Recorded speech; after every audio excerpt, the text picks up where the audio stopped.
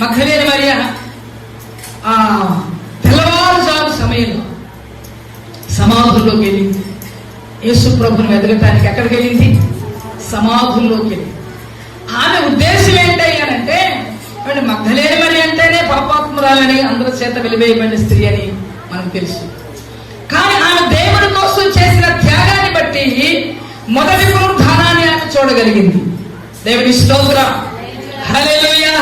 ఏమండి, పురుషులు శిష్యులందరూ ఏం చేస్తున్నారు? శిష్యులందరూ హాయిగా కూడా వేసే చచ్చిపోయాడు, ఇంక మనం ఏం చేద్దాము, ఏమన్నంటే మన కొడతారేమో బాబు అని శిష్యులందరూ కూడా హాయిగా నిద్రపోతా ఉంది.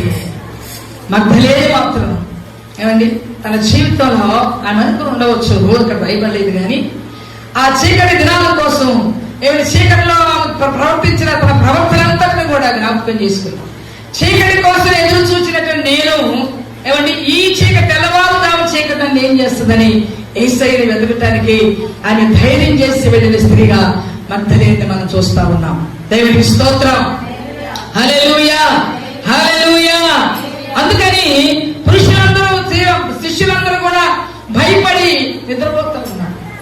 ఆమె వెళ్ళి చెబుతున్న సందర్భాన్ని కూడా వాడు నమ్మలేకపోతున్నాడు. ఏమంటే యేసు ప్రభు లేచిన సంగతి వారు నమ్మట్లేదు అని వాక్యంలో మనం చూస్తాం.